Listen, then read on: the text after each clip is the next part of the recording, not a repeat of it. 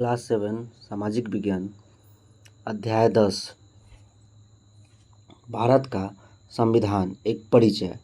मैं यह कहना चाहता हूँ कि यदि हम उस संविधान के अनुसार कार्य करें जिसे हमने अपनाया है तो मुझे पूर्ण विश्वास है कि शीघ्र ही हम अपने देश को महान बना सकते हैं। यह एक ऐसा लक्ष्य है जिसे हम प्राप्त कर सकते हैं, लेकिन इसके लिए सर्वोपरि अथक शारीरिक और मानसिक परिश्रम के साथ साथ उत्कृष्ट नैतिक पुनर्जीवन की भी आवश्यकता होगी। हमने एक लोकतांत्रिक संविधान तैयार किया है, लेकिन लोकतांत्रिक संस्थाओं के सफल कार्यान्वयन के लिए आवश्यक है कि इन संस्थाओं में कार्य करने वाले दूसरे के विचारों का सम्मान करें तथा लचीलेपन और समन्वय के साथ कार्य करें। डॉक्टर राजेंद्र प्रसाद का स्टेटमेंट है। भारत के प्रथम जो राष्ट्रपति थे। गणतंत्र दिवस परेड की झलकियों को यहाँ पे दिखाया गया है। महत्वपूर्ण प्रश्न है, संविधान क्या है और इसकी आवश्यकताएं क्यों होती है? भारतीय संविधान का निर्माण किस प्रकार हुआ है? हमारे स्वाधीनता संग्राम और सभ्यता की विरासत ने संविधान को कैसे प्रभावित किया? भारतीय संविधान की प्रमुख विशेषताएं क्या हैं? 70 वर्ष से भी पहले लिखा गया संविधान आज भी प्रासंगिक क्यों है? हीलियम एक गैस है जो कागज या स्याही के साथ कोई रासायनिक अभिक्रिया नहीं करती। यही कारण है कि यह मूल संविधान की प्रति को लंबे समय तक सुरक्षित रखने में सहायक है। यह भी जीवन की एक ठंडी सुबह थी, जैसे हर गणतंत्र दिवस पर होती है। माँ की आवाज़ घर में गूंजी, उठ जाओ, समय हो गया है, नहीं तो परेड छूट जाएगी। पापा पहले ही जाग चुके थे। उन्होंने टेलीविज़न पर दूरदर्शन लगाया और बोले, कुमार, निहारिका, जल्दी आओ, परेड शुरू हो गई है। बच्चे अपने गर्म बिस्तरों से कूदकर भागे और दूरदर्शन के सामने उत्सुकता से बैठ गए ताकि गणतंत्र दिवस के परेड का एक पल भी न छूट जाए। कर्तव्य पथ पर तिरंगे के फहराने, शानदार मार्चिंग बैंड्स और रंग बिरंगे प्रदर्शनों को देखकर पूरे कमरे में गर्व और उत्साह की भावना फैल गई। 26 जनवरी भारत के लिए एक विशेष दिन है। इसी दिन वर्ष 1950 में हमारा संविधान लागू हुआ था। इस दिन का हमारे संविधान से गहरा संबंध है। चित्र में दिखाई गई पुस्तक हमारा संविधान है। इसे सुरक्षित रखने के लिए इसे संसद में एक हीलियम से भरे कांच के डिब्बे में सावधानीपूर्वक संरक्षित किया गया है। परंतु वास्तव में संविधान है क्या और यह क्यों इतना महत्वपूर्ण है? हीलियम गैस से भरे कांच के डब्बे में संरक्षित भारत के संविधान की मूल प्रति को रखा गया है। पूर्वावलोकन करें। कक्षा 6 में हमने संविधान शब्द का अर्थ जाना। यह एक ऐसा प्रलेख होता है जो किसी देश के मूल सिद्धांतों और कानूनों की नींव रखता है। अब 3-3 के छोटे समूहों में बैठकर उन सभी प्रश्नों की सूची बनाइए जो किसी देश के संविधान को लेकर आपके मन में आते हैं। भारत का संविधान एक ऐसा प्रलेख है जिसका पालन करने की प्रतीक्षा हमारे देश के महत्वपूर्ण पदाधिकारी करते हैं। राष्ट्रपति शपथ लेते हैं कि वे इसे सुरक्षित रखेंगे और इसकी रक्षा करेंगे। साथ ही प्रधानमंत्री मंत्रिपरिषद के सदस्य और न्यायाधीश यह संकल्प लेते हैं कि वे संविधान के प्रावधानों का पूर्ण रूप से पालन करेंगे। संविधान है क्या? सरल शब्दों में कहें तो संविधान वह प्रलेख है जो किसी देश के मूल सिद्धांतों और कानूनों को स्पष्ट रूप से निर्धारित करता है। यह निम्नलिखित बातों को निर्धारित करता है। सरकार के तीनों अंगों जैसे विधायिका, कार्यपालिका और न्यायपालिका की संरचना, भूमिकाएं और उत्तरदायित्व को बताता है। इन तीनों अंगों के मध्य संतुलन और नियंत्रण की व्यवस्था, जिससे निष्पक्षता, उत्तरदायित्व और जवाबदेही सुनिश्चित हो सके। नागरिकों के अधिकारों और कर्तव्यों का उल्लेख है। इसमें राष्ट्र के दीर्घकालिक लक्ष्यों और आकांक्षाओं का रूपरेखा है। हमें संविधान की आवश्यकता क्यों है? आइए पता लगाएं। कल्पना कीजिए कि आपके विद्यालय की टीम कबड्डी के राज्य स्तरीय फाइनल मैच में पहुंच गई है। प्रतिद्वंदी टीम बहुत सशक्त है और पिछले 2 वर्षों से लगातार विजेता रही है। इस बार वे तीसरी बार जीतकर हैट्रिक बनाना चाहते हैं। खेल आरंभ होता है और आपकी टीम की एक खिलाड़ी सामने वाली टीम के एक खिलाड़ी को आउट कर देती है। तभी विवाद हो जाता है। विरोधी टीम के खिलाड़ी कहते हैं कि वह आपकी टीम के खिलाड़ी द्वारा पकड़े जाने से पहले ही अपनी टीम के क्षेत्र वापस पहुंच गई थी। रेफरी ने देखा कि वह खिलाड़ी वास्तव में आउट थी। स्थिति को सहजता से सुलझाने के लिए रेफरी एक छोटी सी नियम पुस्तिका निकालती है। दोनों टीमों के कप्तान रेफरी के साथ मिलकर नियमों को देखते और सहमत होते हैं कि वह खिलाड़ी आउट थी। इस प्रकार आपकी टीम राज्य स्तरीय ट्रॉफी जीत जाती है। अपने समूह में चर्चा कीजिए, यदि रेफरी और टीम कप्तानों के पास कोई ऐसी नियम पुस्तिका नहीं होती तो क्या हो सकता था। सभी लोग उस नियम पुस्तिका का पालन करें। यह सुनिश्चित करने के लिए क्या आवश्यक होता है। अगर टीम कप्तान उस नियम पुस्तिका को मानने से ही मना कर देते तो क्या होता। किसी ऐसे खेल के बारे में सोचिए जिसे आप प्रायः खेलते हैं और उसमें पालन किए जाने वाले नियमों की सूची बनाइए। फिर प्रत्येक समूह अपनी अपनी नियमों की सूची कक्षा के शेष विद्यार्थियों के सामने प्रस्तुत करेगा। सभी प्रस्तुतियों को ध्यान से सुनिए, नियमों पर चर्चा कीजिए और मिलकर उस खेल के लिए एक साझा नियम तय करने का प्रयास कीजिए। सभी की सहमति से नियम बनाने में आपको किन चुनौतियों का सामना करना पड़ता है। किसी देश के लिए ऐसे नियम पुस्तिका क्या हो सकती है, उसे कैसे बनाया जाता होगा। हमारा संविधान देश के लिए नियम पुस्तिका की तरह ही है। जिस प्रकार आपकी पाठ्यपुस्तक में अनेक खंड और अध्याय होते हैं, उसी प्रकार भारत के संविधान में 25 भाग और 12 अनुसूचियां हैं। प्रत्येक भाग में कई खंड हैं। यह विश्व का सबसे बड़ा लिखित संविधान है। जब यह लागू हुआ था तब इसमें 22 भाग और 8 अनुसूचियां थी। इन्हें आपको कंठस्थ करने की आवश्यकता नहीं है। क्या आप अनुमान लगा सकते हैं कि 1950 के बाद ये संख्याएं क्यों बढ़ी होंगी।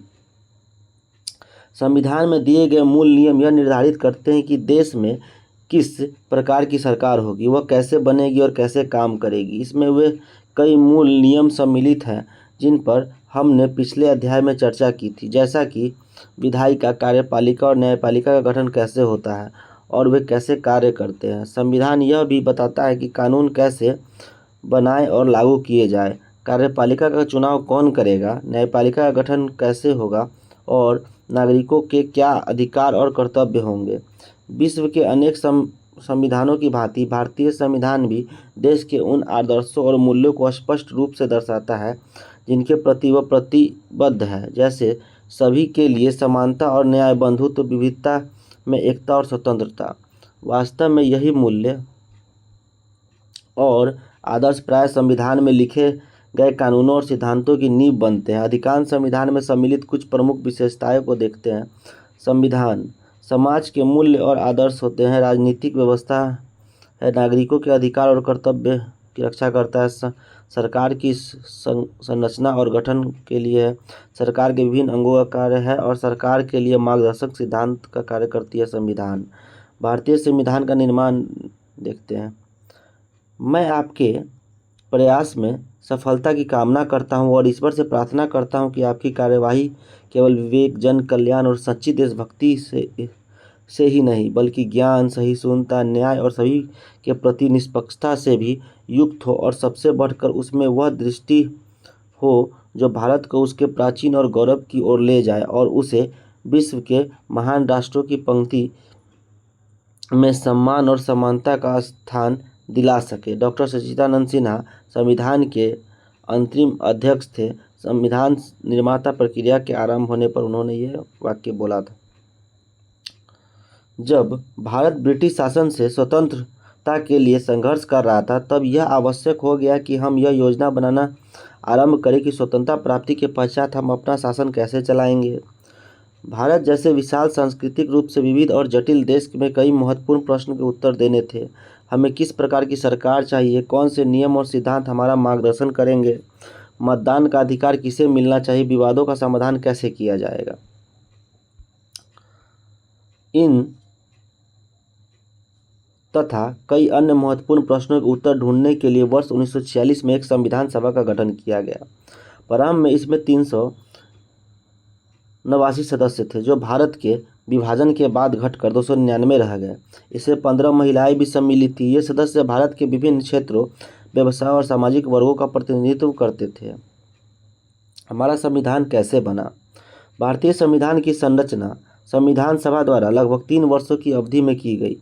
यह 9 दिसंबर 1946 को घोषित की गई कि इसके सदस्य प्रांतीय विधायकों द्वारा चुने गए थे, जो स्वयं जनता द्वारा निर्वाचित थे। डॉक्टर राजेंद्र प्रसाद संविधान सभा के अध्यक्ष थे। यह कार्य 26 नवंबर 1949 को पूरा हुआ और परिणाम स्वरूप तैयार प्रलेख भारत के संविधान के रूप में 26 जनवरी 1950 को अंगीकृत किया गया। इसलिए हम प्रतिवर्ष इस दिन को गणतंत्र दिवस के रूप में मनाते हैं। संविधान का प्रारंभिक मसौदा संविधान सभा की प्रारूप समिति द्वारा तैयार किया गया, जिसकी अध्यक्षता प्रसिद्ध समाज सुधारक और स्वतंत्रता भारत के पहले कानून मंत्री डॉक्टर भीमराव रामजी अंबेडकर ने की थी। प्रारूप समिति के कुछ अन्य सदस्यों के साथ मध्य में बैठे हुए डॉक्टर B.R. अम्बेडकर यहाँ पे। आइए पता लगाएं। छोटे छोटे समूहों में मिलकर यह पता लगाने का प्रयास कीजिए कि आपके क्षेत्र में कौन कौन से व्यक्ति भारतीय संविधान निर्माण में सम्मिलित हुए हैं। इसके लिए आप कौन कौन से स्रोतों का उपयोग कर सकते हैं।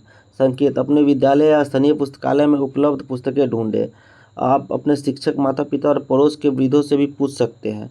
साथ ही इस वेबसाइट पर जाकर जानकारी प्राप्त कर सकते हैं।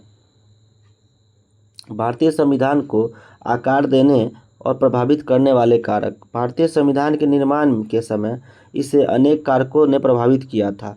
इसमें भारतीय स्वतंत्रता संग्राम के अनुभव, विचार और आदर्श प्रमुख थे। साथ ही भारत की संस्कृति और सभ्यतिक विरासत भी इसमें महत्वपूर्ण भूमिका रही है। इसके अतिरिक्त अन्य देशों के संविधानों से भी उपयोगी बातें ली गई थी। भारतीय स्वतंत्रता संग्राम का प्रभाव।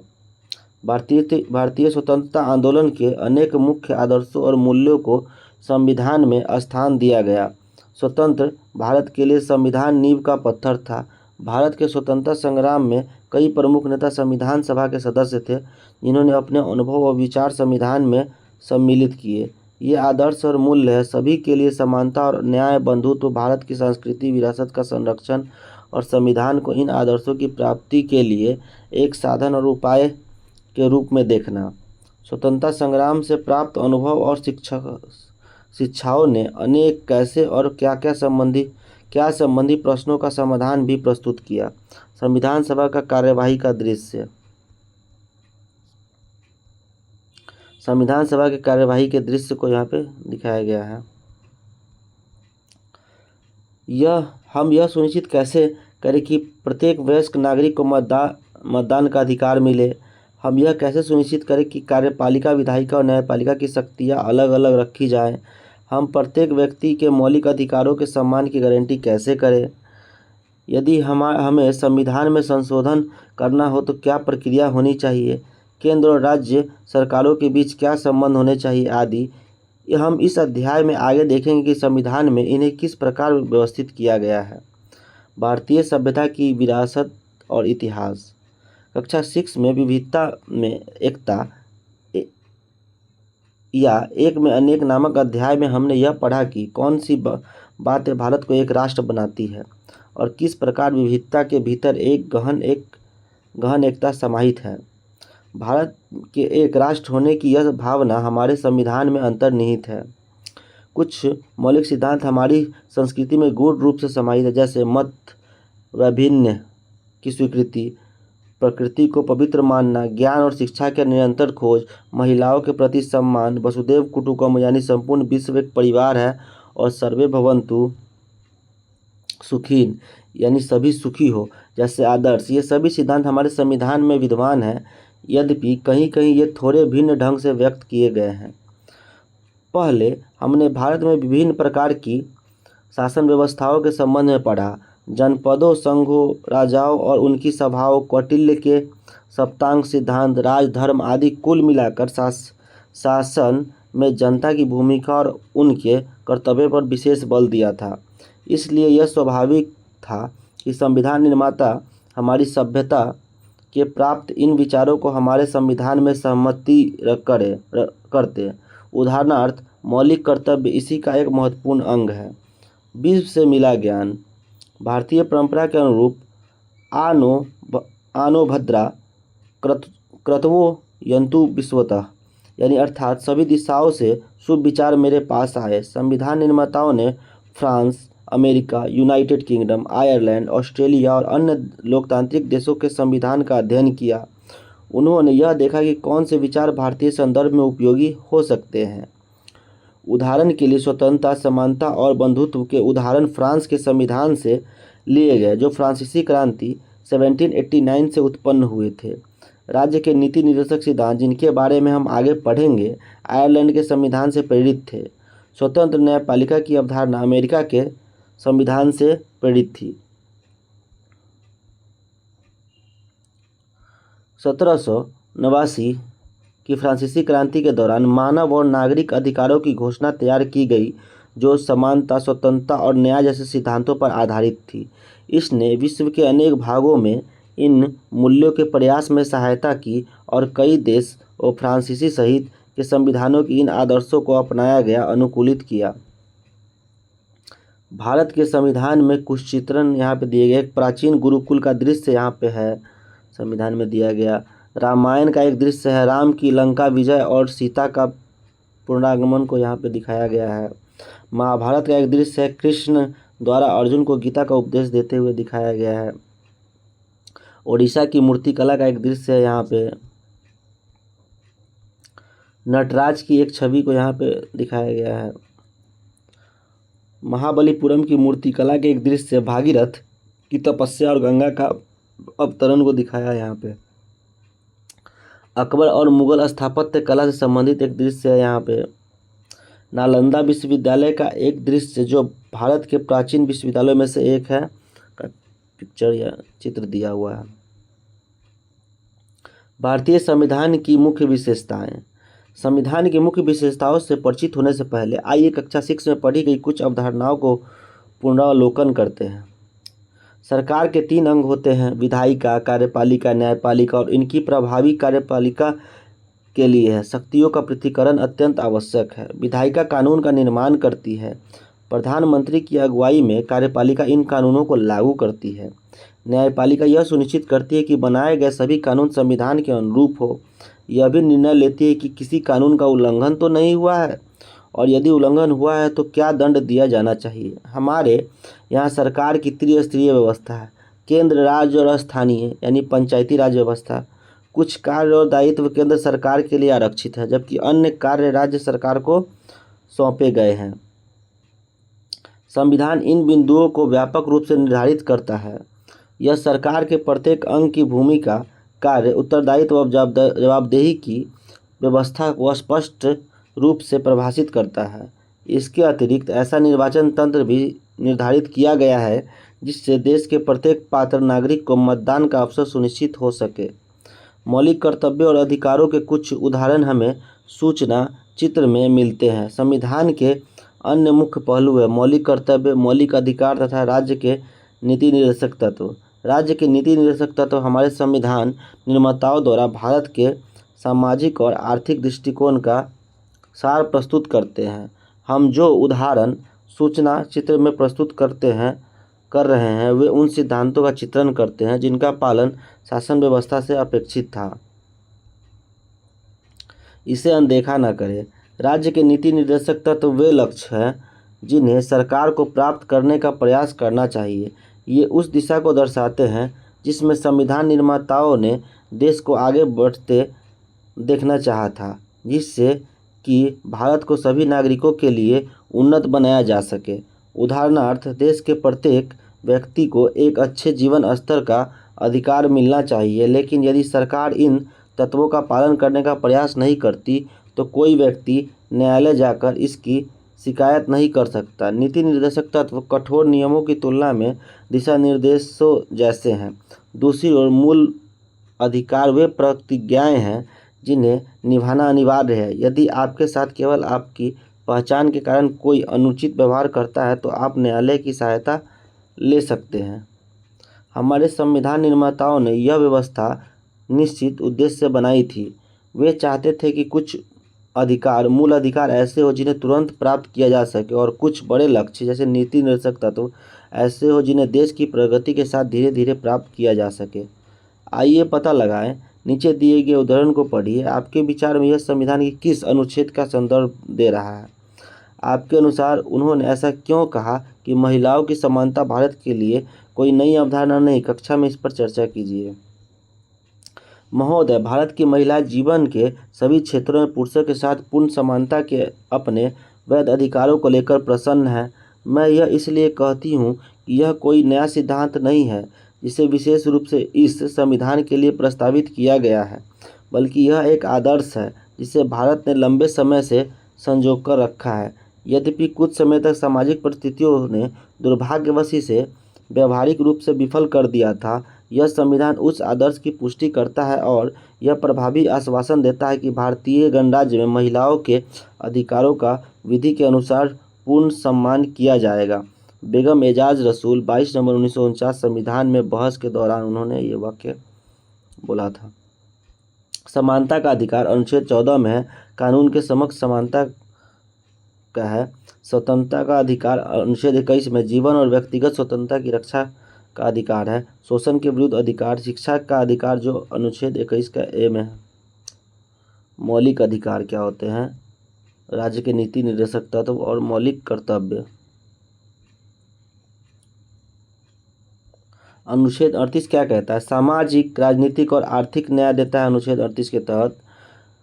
अनुच्छेद 41 कल्याणकारी सरकार की बात करता है। अनुच्छेद 44 समान नागरिक संहिता की बात करता है। अनुच्छेद 47 पोषण, जीवन स्तर और सार्वजनिक स्वास्थ्य का संवर्धन करता है। अनुच्छेद 48 का ए पर्यावरण और वन्य जीवन संरक्षण की बात करता है। अनुच्छेद 49 राष्ट्रीय महत्व के स्मारकों, स्थलों और वस्तुओं का संरक्षण की बात करता है। अनुच्छेद 49 संविधान के विभिन्न भागों के गठन की एक झलक को दिखाया गया है। आगे देख लेते हैं। संविधान उसके आदर्शों और संस्थाओं, राष्ट्रध्वज और राष्ट्रगान का आदर करना है, यह हमारा मौलिक कर्तव्य है। देश की रक्षा करना, आह्वान किए जाने पर राष्ट्र की सेवा करना है। हमारी साझा संस्कृति की समृद्धि विरासत का सम्मान करना और उसे सुरक्षित करना है। प्राकृतिक पर्यावरण जिसमें वन्य, झील, नदियाँ और वन्य जीव सम्मिलित है की रक्षा करना और जीव मात्र के प्रति दया भाव रखना है। प्रत्येक क्षेत्र में व्यक्तिगत और सामूहिक उत्कृष्टता की ओर प्रयत्न करना है जिससे राष्ट्र निरंतर ऊंचाई पर और बढ़ सके। यदि माता पिता या अभिभावक 6 से 14 वर्ष की आयु के अपने बच्चे या आश्रित को शिक्षा प्रदान करने का प्रयास करना है। संविधान एक जीवंत प्रलेख है। हमारे संविधान निर्माताओं ने यह समझा कि समय के साथ और भी नए कानून की आवश्यकता उत्पन्न होगी। उदाहरणतः भाग 4 का ए में मूल कर्तव्य वर्ष 1976 में जोड़े गए थे। हालांकि हमें याद रखना चाहिए कि संविधान में कोई भी परिवर्तन जिसे संशोधन कहा जाता है, संसद में गहन चर्चा और विचार विमर्श के बाद ही स्वीकार किया जाता है। कुछ मामलों में राज्यों की विधान सभाओं में भी चर्चा होती है। अनेक बार आम जनता से भी राय ली जाती है। कुछ संशोधन जन आंदोलन के माध्यम से भी प्रारंभ हो सकते हैं। आइए पता लगाएं। एक समय था जब नागरिकों को अपने घरों पर राष्ट्रीय ध्वज फहराने की अनुमति नहीं थी। यह स्थिति 2004 में बदली जब एक नागरिक ने इसे देश के प्रति अपने गर्व को व्यक्त करने का अधिकार मानते हुए न्यायालय में चुनौती दी। माननीय उच्चतम न्यायालय ने इस पर सहमति जताई और कहा कि तिरंगा फहराना अभिव्यक्ति की स्वतंत्रता का भाग है। आज हम गर्व के साथ तिरंगा फहरा सकते हैं बशर्ते उसका अपमान न हो। हमने कक्षा 6 में पंचायती राज व्यवस्था का अध्ययन किया था। यह संविधान का मूल भाग नहीं था। इसे 73वें संविधान संशोधन अधिनियम 1992 में जोड़ा गया था। क्या आप पता कर सकते हैं कि पिछले 10 वर्षों में संविधान में कौन कौन से संशोधन किए गए हैं?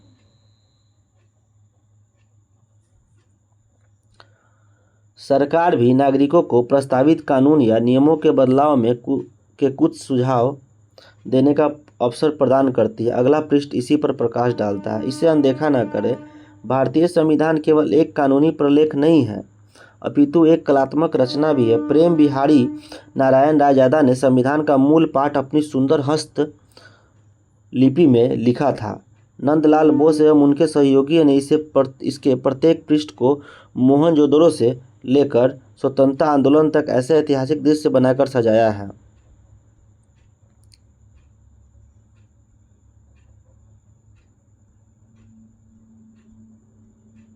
चित्र 10.15 उद्देशिका को समझना, भारतीय स्वतंत्रता के मार्गदर्शन का मूल्य। संविधान के महत्वपूर्ण मूल्य नीतियों एवं निर्णयों हेतु दिशा निर्देश प्रदान करते हैं, जिनका सरकार द्वारा पालन किया जाना अपेक्षित है। नागरिकों से भी अपेक्षा की जाती है कि वे अपनी क्षमता के अनुसार इन मूल्यों का पालन करें। ये मार्गदर्शक मूल्य पूरे संविधान में समाहित है, लेकिन उनका सार उद्देशिका में संक्षिप्त रूप से प्रस्तुत है। इसलिए अब हम उद्देशिका का अध्ययन करेंगे। भारतीय संविधान की उद्देशिका। भारत का संविधान।